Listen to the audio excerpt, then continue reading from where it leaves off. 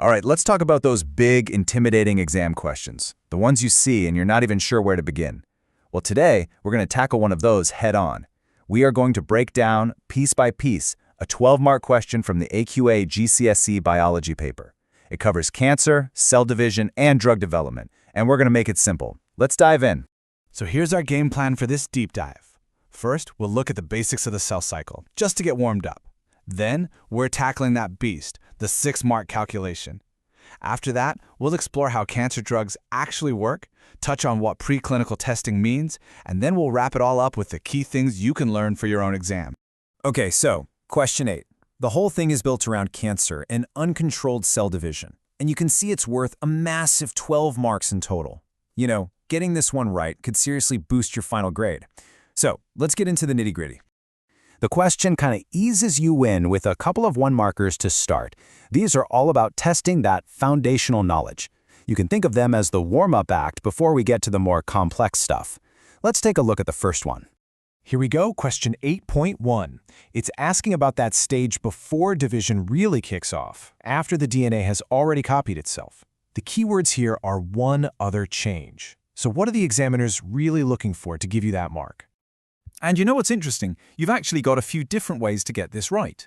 The official mark scheme says you get the point for saying the cell or the things inside it grow. You could also say there's an increase in the number of these subcellular structures. Or you could even get specific and mention more mitochondria or more ribosomes.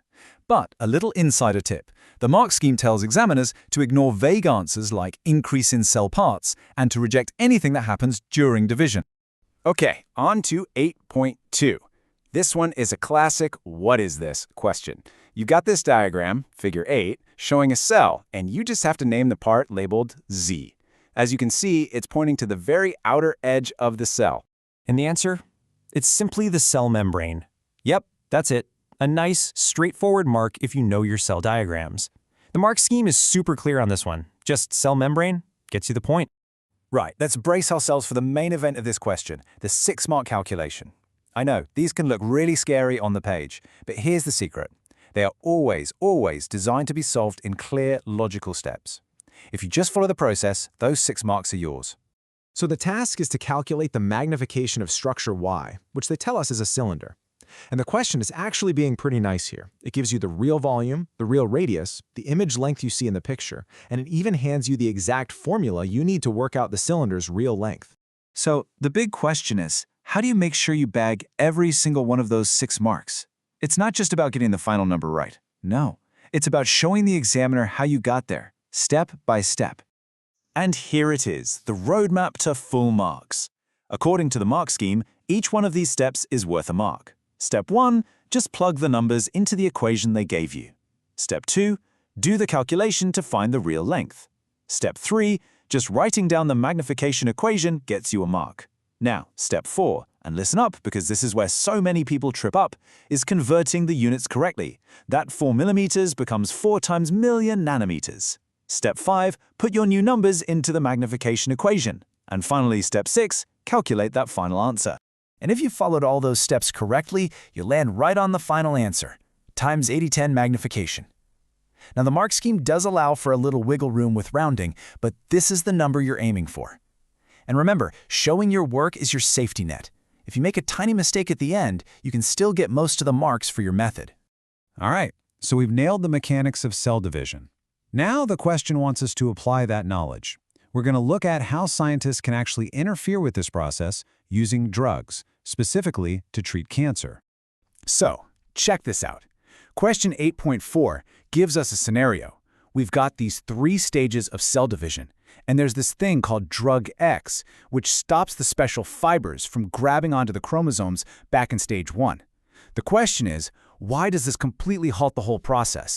The mark scheme for this is a 2-parter. First mark is for saying that if the fibers can't attach, the chromosomes can't be pulled apart to opposite sides of the cell. The second mark, which follows directly from that, is for saying that because the chromosomes don't separate, the nucleus itself can't divide in 2. See, it's a clear cause and effect chain they're looking for. Okay, now for 8.5. This is a 1-mark question about application.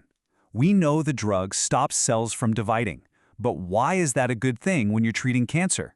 This is all about connecting the mechanism of the drug to the nature of the disease. The main answer they're looking for is that by stopping cell division, the tumor can't grow, it can't get bigger, and it can't spread. The MARC scheme also says it will accept answers like it stops secondary tumors from forming, or if you want to use the fancy scientific term, it stops metastases. They all get at the same core idea. You're putting the brakes on that uncontrolled growth. And that brings us to the very last part of question 8. We're switching gears just a little bit here, moving away from the biology inside the cell and into the process of how we actually develop these drugs. We're talking about preclinical testing. So this is a multiple-choice question. It's asking what preclinical testing really means. You've got 4 options to choose from: testing for side effects, testing on live tissues in a lab, testing to find the best dose, or testing with chemicals in a lab. Only one of these is the right definition. And the correct answer, straight from the MARC scheme, is testing the drugs on live tissues in a laboratory. This is that super important stage that has to happen before any drug is ever tested on humans. It often involves things like cell cultures or animal models to see if a drug is safe and if it actually works. Phew, we have completely pulled apart question 8. We went from basic cell facts to a tricky 6-mark calculation and all the way to drug development. So let's just take a step back and think, what does this tell us about how we should tackle these big, high-value questions in an exam? I mean, just think about everything this one question tested. You had to remember facts. You had to follow a precise calculation method. You had to show your work. You had to apply your knowledge to a real-world medical problem, read diagrams, and understand key scientific terms.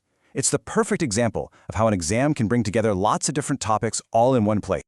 And that leaves me with one final thought for you. Now that you've seen exactly how a complex question is built and how every single mark is awarded for a specific step, what's the #1 technique you're going to take away from this? Is it to always show you're working, to read the question really carefully, or maybe to be as precise as the MARC scheme in your answers?